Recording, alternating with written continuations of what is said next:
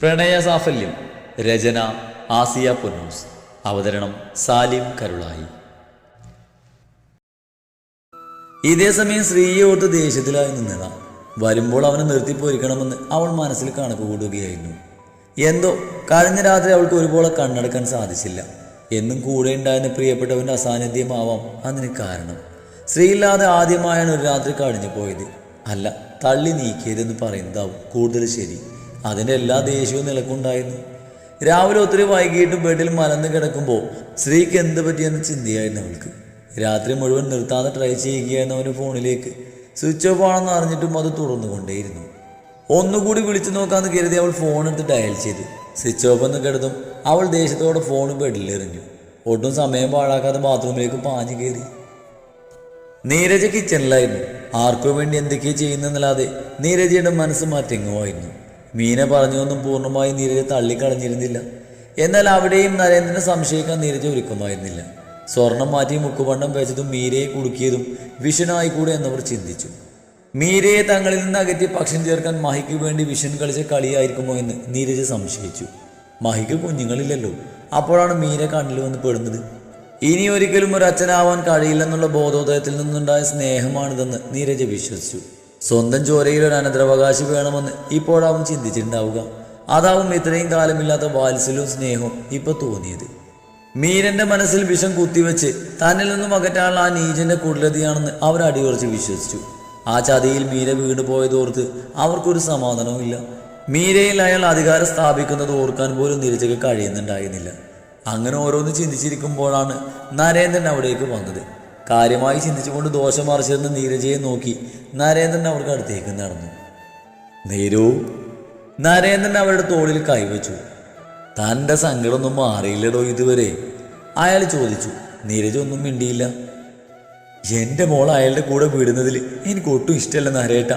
ഏത് വിധനെയും മീരെ തിരിച്ചു കൊണ്ടുവരണം, എന്നാൽ എനിക്കിന് സ്വസ്ഥത കിട്ടൂ, നീരജ പറഞ്ഞു. അതൊക്കെ നമുക്ക് നോക്കാം. നീ തൽക്കാലം ബ്രേക്ക്ഫാസ്റ്റൊക്കെ റെഡിയാക്ക്. ഇന്നലെ വിശന്നിട്ടാവും സ്ത്രീയൊന്നും മിണ്ടാതെ അങ്ങ് പോയത്. അവനില്ലാതെ നിളക്കൊരു സുഖമല്ല. അവളൊന്ന് പോവുകയാണെന്ന്.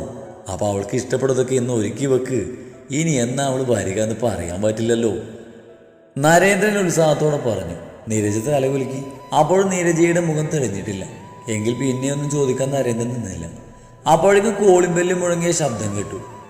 തൻ്റെ ജോലി നടക്കട്ടെ, ഞാൻ പോയി നോക്കിയിട്ട് വരാം. അതും പറഞ്ഞ് ഹാളിലേക്ക് നടന്ന് മെയിൻ ഡോർ തുറന്നു നോക്കി. ഹരിയുടെ അച്ഛനാണ് ദേവൻ. അയാളെ കണ്ട് നരേന്ദ്രൻ പെട്ടെന്ന് തിരിഞ്ഞു നോക്കി. എല്ലാം അറിഞ്ഞു, തെറ്റ് സംഭവിച്ചു പോയി. ഇനി അത് അയാൾ പറഞ്ഞു തുടങ്ങും മുന്നേ നരേന്ദ്രൻ അയാളുടെ കയ്യിൽ കയറി പിടിച്ച് മുറ്റത്തേക്ക് മാറി നിന്നു. നീരജ വരുന്നില്ലെന്ന് ഉറപ്പുവരുത്തി അവൻ ദേവനോട് സംസാരിച്ചു തുടങ്ങി. എന്തായിപ്പോ? എന്തിനാ ഇപ്പം ഇങ്ങോട്ട് വന്നത്? നരേന്ദ്രൻ വെപ്രാളത്തോടെ ചോദിച്ചു. ദേഷ്യമാണെന്ന് അറിയാം, ഇഷ്ടക്കേടുണ്ടെന്നും അറിയാം. പക്ഷേ ഞാനൊരു അച്ഛനായി പോയില്ലേ, ദേവൻ പറഞ്ഞു തുടങ്ങി. എൻ്റെ മകൻ്റെ പ്രവൃത്തികൾ ന്യായീകരിക്കാൻ വന്നതൊന്നുമല്ല ഞാൻ. അവനിങ്ങനെ ആയതിന് പിന്നിൽ ഞാൻ മാത്രമാണ് കാരണക്കാരൻ. എന്നിൽ നിന്നുണ്ടായ പിഴവ് എനിക്ക് തിരുത്തണം. ആ തെറ്റ് തിരുത്തുമ്പോൾ അവൻ്റെ ഭാര്യയും അവനൊപ്പം വേണമെന്ന് ഞാൻ ആഗ്രഹിക്കുന്നു. മീരയോട് എനിക്കൊന്ന് സംസാരിക്കണം. ചെയ്ത തെറ്റുകൾക്ക് മാപ്പ് പറയാൻ ഹരി തയ്യാറാണ്. എന്ത് ചെയ്യാനും ഞങ്ങൾ ഒരുക്കാണ്. പക്ഷേ ഡിവോഴ്സിനെ പറ്റി നിങ്ങളൊന്ന് മാറി ചിന്തിക്കണം. ദേവൻ പറഞ്ഞു തുടങ്ങിയതും അകത്ത് നിന്ന് നീരജ ആരാണെന്ന് വിളിച്ച് ചോദിച്ചു. നീരജ അയാളെ കണ്ടാൽ പലതും അയാളിൽ നിന്ന് നീരജ കണ്ടെത്തുമെന്ന് നരേന്ദ്രൻ ഭയന്നു. നീരജ കാണും മുന്നേ അയാളെ ഒഴിവാക്കണമെന്ന് മനസ്സിൽ കരുതി ദേവനെ വലിച്ച് കാറിനടുത്തേക്ക് നടന്നു. ഇവിടെ വെച്ച് അതേപറ്റി സംസാരമൊന്നും വേണ്ട സർ, നമുക്ക് ഇവിടെ നിന്നൊന്ന് മാറിയേക്കാം. പുറത്തു പോയി ഫ്രീ ആയിട്ട് സംസാരിക്കാം, നരേന്ദ്രൻ പറഞ്ഞു. ദേവന് തീർത്തതുമില്ല. രണ്ടുപേരും കാറിൽ കയറി പോയപ്പോഴാണ് നീരജ പുറത്തേക്ക് വന്നത്. നീരജ ശ്വാസം വിട്ടുകൊണ്ട് അകത്തേക്ക് കയറുമ്പോൾ പോകാൻ തയ്യാറായി ഇറങ്ങി വന്നു. നീ നേരത്തെ ഇറങ്ങിയോ?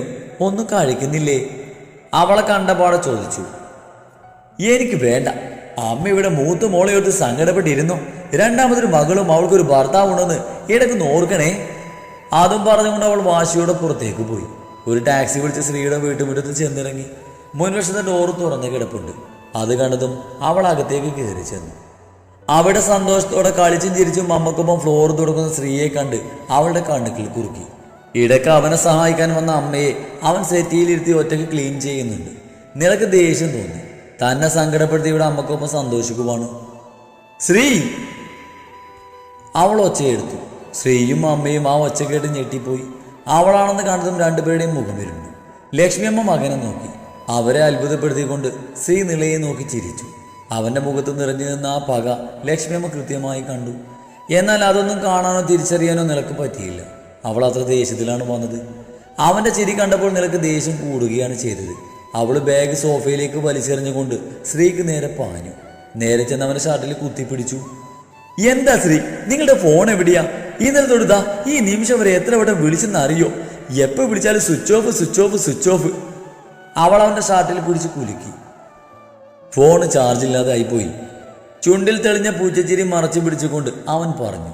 ഓഫായെങ്കിൽ ചാർജ് ചെയ്ത് വിളിച്ചാൽ എന്തായിരുന്നു? ഇന്നലെ എപ്പോൾ ഇറങ്ങിയതാ അവിടെ നിന്ന്? ഒരു കോള് പോലും ചെയ്തില്ല. രാത്രിയെങ്കിലും വരുന്നു കരുതി.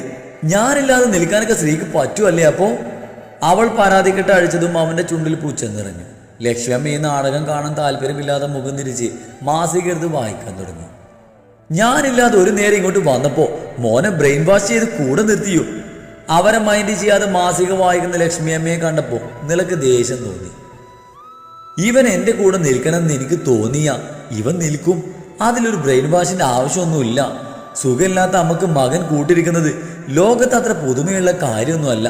ഇതിനൊന്നും മരുമകളുടെ അനുവാദം ആവശ്യമുള്ളതായി എനിക്ക് തോന്നിയിട്ടില്ല. ഇവൻ എൻ്റെ മകനാണ്. ഞാൻ ഇവൻ്റെ അമ്മയും. അത് മറക്കണ്ട. ലക്ഷ്മി അമ്മ കുറിച്ച് കഴിപ്പിച്ച് തന്നെ പറഞ്ഞു. നിലക്ക് ദേഷ്യം തോന്നി. ശ്രീ, ഇന്നലെ ശ്രീയെ കിട്ടാതെ ഞാൻ ഈ അമ്മയെ വിളിച്ചതാ. ഞാൻ കുറെ കെഞ്ചിയിട്ടും അമ്മ ഫോൺ ശ്രീക്ക് കൊടുക്കില്ലെന്ന് വാശി പറഞ്ഞു. അമ്മയൊക്കെ ശരി തന്നെയാ. പക്ഷെ വിവാഹം കഴിഞ്ഞാൽ എനിക്കല്ലേ ശ്രീയിൽ കൂടുതൽ അധികാരവും അവകാശവും. അവളുടെ അവകാശവാദം കേട്ട് അവന് പൊട്ടിച്ചിരിക്കാൻ തോന്നിപ്പോയി. ഇന്നലെ നേരത്തെ ഉറങ്ങിപ്പോയി. അമ്മക്ക് നല്ല മുട്ടുവേദനയും വരാൻ പറ്റിയില്ല. ഞാൻ ഉറങ്ങട്ടെ എന്ന് കരുതിയാവും അമ്മ അങ്ങനെ പറഞ്ഞത്.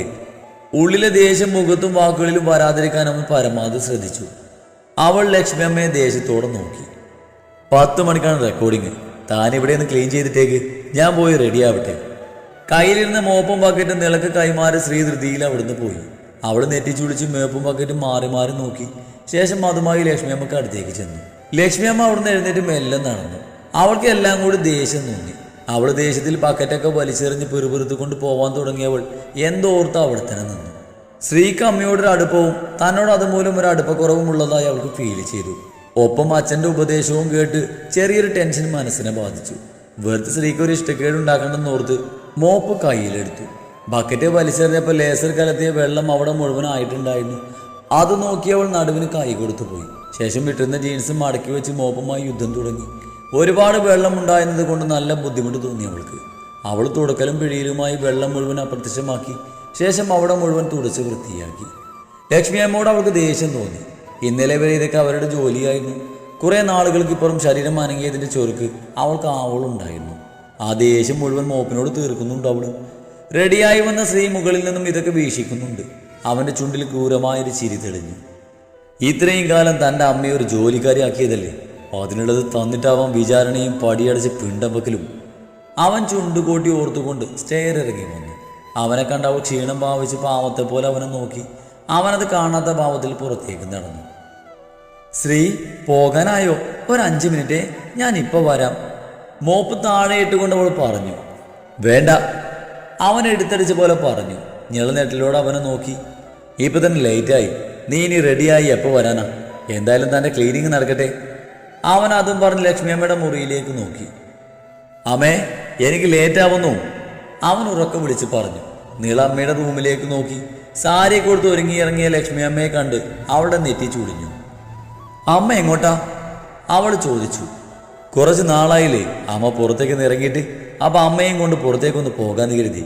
തിരിച്ചു വരുമ്പോൾ ഡോക്ടറെ ഒന്ന് കാണിക്കാമല്ലോ. ശരിയെന്നാ, നിലയുടെ ജോലി നടക്കട്ടെ. അത് പറഞ്ഞ അമ്മയും മകനും പോയി.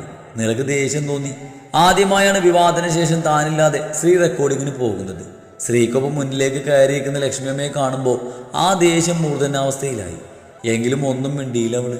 ഇതിനുള്ളത് സൗകര്യം പോലെ കൊടുക്കാമെന്ന് കരുതി അവൾ ബക്കറ്റും കൊണ്ട് പോയി പുറത്തിട്ട് ഹാളിലേക്ക് വന്ന് ശ്വാസം വലിച്ചു വിട്ടു. രാവിലെ കഴിക്കാതെ ഇറങ്ങിയതാണ്. നല്ല വിശപ്പുണ്ടായിരുന്നു അവൾക്ക്. വിശപ്പ് സഹിക്കാതെ വന്നപ്പോൾ അവൾ കിച്ചണിലേക്ക് പോയി നോക്കി. അവിടെ കഴിക്കാനൊന്നും ഉണ്ടായിരുന്നില്ല. അതുകൂടി ആയപ്പോൾ അവൾക്ക് കാലി കയറി. ഫ്രിഡ്ജ് തുറന്നപ്പോൾ കുറച്ച് മുട്ടയും പച്ചക്കറിയും പാലും ഇരിക്കുന്നത് കണ്ടു. മറ്റൊന്നുമില്ലെന്ന് കണ്ട് അവൾ ഫോണെടുത്ത് ശ്രീയെ വിളിച്ചു. അപ്പോഴും സ്വിച്ച് ഓഫ് ആണെന്ന് അറിഞ്ഞ് അവൾ പല്ല് കടിച്ചു. പിന്നെ മനസ്സില്ലാ മനസ്സോടെ ലക്ഷ്മിയമ്മയെ വിളിച്ചു. കുറച്ച് കഴിഞ്ഞാണ് അറ്റൻഡ് ചെയ്തത്. എന്താ? എടുത്തുടനെ ലക്ഷ്മിയമ്മ ചോദിച്ചു. എന്താണോ നിങ്ങൾ ഇന്നിവിടെ ഒന്നും ഉണ്ടാക്കിയില്ലേ? എനിക്ക് വിശക്കുന്നുണ്ട്, ഇവിടെ ഫുഡൊന്നും ഇരിപ്പില്ലേ? അവൾ ദേഷ്യത്തോടെ പറഞ്ഞു. ഞാൻ എനിക്കും എൻ്റെ മകന് വേണ്ടി മാത്രമേ ആഹാരം വെച്ചുള്ളൂ. നിനക്ക് വിശക്കുന്നുണ്ടെങ്കിൽ നീ ഉണ്ടാക്കി കഴിക്ക്, ലക്ഷ്മിയമ്മ പറഞ്ഞു. നിങ്ങൾ ഫോൺ ശ്രീക്ക് കൊടുക്ക്, എനിക്ക് എന്തെങ്കിലും ഫുഡ് വാങ്ങി തന്നിട്ട് പോകാൻ പറയേ, അവൾ വാശിയോടെ പറഞ്ഞു. നിന്റെ കഴിക്ക് കുഴപ്പമൊന്നുമില്ലല്ലോ, സാധനങ്ങളൊക്കെ കിച്ചണിലുണ്ട്, എന്തെങ്കിലും ഉണ്ടാക്കി കഴിക്ക്. അവനിപ്പോൾ തന്നെ സമയം വൈകി. അതും പറഞ്ഞ് ലക്ഷ്മിയമ്മ കാള് കാട്ട് ചെയ്ത് ഫോൺ ഓഫ് ചെയ്ത് വെച്ചു. നിള പല്ല് കടിച്ച് വീണ്ടും വിളിച്ചെങ്കിലും അപ്പോഴേക്കും ഫോൺ ഓഫായിരുന്നു. ശ്രീയുടെ ഫോണിൽ വിളിച്ചിട്ട് പിന്നെ കാര്യമില്ല, അത് ഓഫാണല്ലോ. അവൾക്ക് കലി കയറി. അതിൻ്റെ കൂടെ വിശപ്പും. രാവിലെ കഴിക്കാതെ വന്നത് അബദ്ധമായെന്ന് അവൾ ഓർത്തു. പിന്നെ വീണ്ടും ഫ്രിഡ്ജിൽ പോയി തുറന്നു നോക്കി. അതിൽ നിന്ന് വെള്ളമെടുത്ത് വായിലേക്ക് കമിഴ്ത്തി. ശേഷം അതിനുള്ളിലേക്ക് തന്നെ നോക്കി. ആകെ അറിയാവുന്നത് ഒരു ഓംലേറ്റാണ്. അവൾ 2 മുട്ടയെടുത്ത് ഫ്രിഡ്ജ് അടച്ചു. ഉപ്പും കുരുമുളകും കുറച്ച് നേരത്തെ അലച്ചിനൊടുവിൽ അവൾ കണ്ടെത്തി. ഓംലേറ്റ് ഉണ്ടാക്കാനുള്ള മടി കാരണം ബുൾസൈ എന്ന ആശയത്തിൽ അവൾ എത്തിച്ചേർന്നു. ഫ്രൈ പാൻ നോക്കിയെടുത്ത് മുട്ട പൊടിച്ച് വീഴ്ത്തി ഉപ്പും കുരുമുളകും വിതറി. ഒരു 2 മിനിറ്റ് കാത്തു നിന്ന് അവൾ സ്റ്റവ് ഓഫ് ചെയ്ത് അതൊരു പ്ലേറ്റിലേക്ക് മാറ്റി. പിന്നെ ഫ്രീസർ തുറന്ന് പാലെടുത്തൊരു ചായ ഉണ്ടാക്കി അതുമായി ഹാളിലേക്ക് നടന്നു. ഡൈനിങ് ടേബിളിൽ നിന്ന് മനസ്സിൽ ലക്ഷ്മിയമ്മയെ നന്നായി ഒന്ന് സ്മരിച്ചുകൊണ്ട് ചായക്കപ്പ് ചുണ്ടോട് ചേർത്തു. വലിയ രുചിയൊന്നും തോന്നിയില്ലെങ്കിലും വിശപ്പും ക്ഷീണവും കണക്കിലെടുത്ത് അവളത് കുടിച്ചു. അത് കഴിക്കവേ അവൾ പല്ല് കടിച്ച് അമർഷം അടക്കി. തന്നെ കൂട്ടാതെ അമ്മക്കൊപ്പം പോയ ശ്രീയെ ഓർക്കുമ്പോൾ ദേഷ്യം പെരുവിരിൽ നിന്നും മരിച്ചു കയറുന്നുണ്ട്.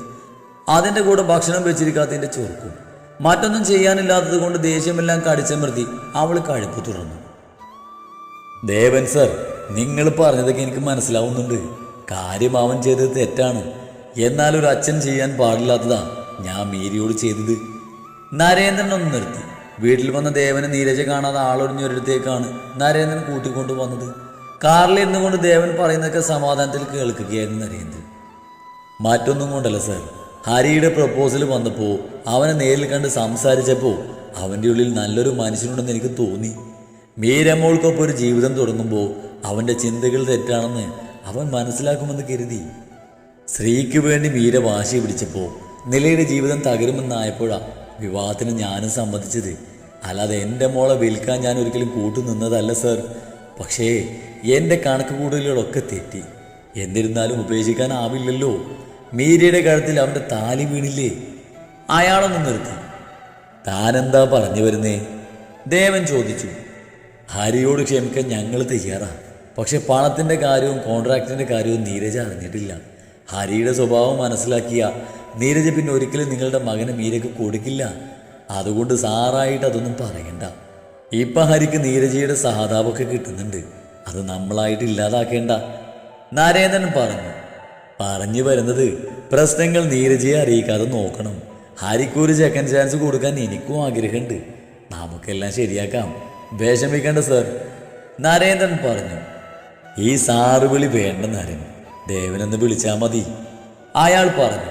നരൻ ചിരിച്ചു. മീര ഇപ്പം എവിടെയാ? അവളുടെ ഒരു കൂട്ടുകാരില്ലേ ആകൃതി, ആ പെണ്ണിൻ്റെ വീട്ടിലാ, നരേന്ദ്രൻ പറഞ്ഞു. എനിക്ക് മീരയൊന്ന് കാണണം, അയാൾ പറഞ്ഞു. അങ്ങോട്ടൊന്നും പോയാൽ ശരിയാവില്ല സർ. തൽക്കാലം ഡിവോഴ്സ് കേസ് തള്ളിപ്പോകാൻ വേണ്ടതൊക്കെ നമുക്ക് ചെയ്യാം. നീരജ അറിയരുതെന്ന് മാത്രം. നരേന്ദ്രൻ അങ്ങനെ പറഞ്ഞെങ്കിലും മീരയെ കാണണമെന്ന് ദേവൻ ഉറപ്പിച്ചിരുന്നു. നരേന്ദ്രനോട് യാത്ര പറഞ്ഞ് പിരിയുമ്പോൾ ദേവൻ്റെ ലക്ഷ്യം ആകൃതിയുടെ വീടായിരുന്നു.